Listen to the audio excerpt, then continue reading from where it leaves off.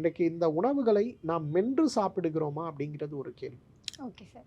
இன்றைக்கி நொறுங்க தின்றால் 100 வயதுன்னு சொல்லுவோம். நம்மலாம் பள்ளிக்கூடம் படிக்கும்போது தவறாக புரிஞ்சுக்கிட்டோம். வயிறுடைய வேலை அரைப்பது கிடையாது, நொதிப்பது. வாயுடைய வேலை, பற்களுடைய வேலை தான் அரைப்பது.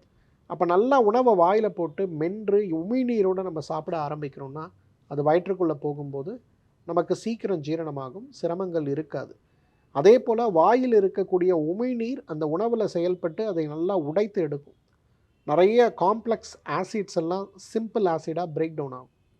அப்போ அதை நம்ம சாப்பிடும்போது நமக்கு பிரச்சனை இல்லை, கம்ஃபர்டபுளாக இருக்க முடியும். ஆனால் நம்ம யாருக்குமே டைம் இல்லைங்கிறதுனால நம்ம நேரடியாக விழுங்க ஆரம்பிக்கும்போது இந்த உணவுகள் எல்லாம் வயிற்றுக்குள்ளே போய் வயிற்றுக்குள்ளே அதிகமான அமிலம் சேர்ந்தால் தான் அதை நொதிக்க முடியும்னு ஒரு நிலை வரும்போது அந்த இடத்துல உணவில் இருக்கக்கூடிய சத்துக்களும் சரி உணவும் சரி ஜீரணமாகாமல் நமக்கு நோய்கள் வரதை பார்க்கும். பசித்து சாப்பிடுகின்ற கலாச்சாரத்தை இழந்து விருப்பத்தின் பேர் சாப்பிடுகின்ற கலாச்சாரத்தில் இருக்கும். இன்றைக்கி எந்த டீ ஷாப் நீங்கள் காலையிலேருந்து ராத்திரிக்குள்ளே போனாலும் மெட்ராஸ்லலாம் 40 டிகிரி வெயில் அடிக்குது. இந்த 40 டிகிரி வெயில்லையும் காஃபி கடையில் உட்காந்து டீ காஃபி குடிக்கிறவங்க எத்தனை பேர் இருக்காங்க? நிறைய பேர் இருக்காங்க. அதே போல் தான் நான் ஒரு முறை ரஷ்யா போயிருந்தேன். பயங்கரமான பனி, குளிர்.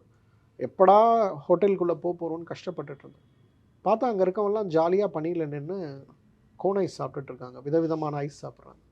அப்போ தான் நான் யோசித்தேன், ஓ நம்ம ஊரில் தான் வெயிலில் வந்து காஃபி குடிக்கிறாங்கன்னு பார்த்தா இங்கே வந்து ஐஸ்கிரீம் சாப்பிட்றாங்க. ஸோ அது ஒரு மனிதனுடைய மனதுக்கு மகிழ்ச்சி அளிக்கக்கூடிய விஷயத்தை காலநிலை எதுவுமே பார்க்காம நம்ம செய்யும்போது அதுவே நமக்கு நோய்களை உருவாக்கும். ஸோ அப்படி இருக்கும்போது நம்முடைய ஆரோக்கியம் அப்படிங்கிறது இன்றைக்கு நம்மளோட கையில் தான்.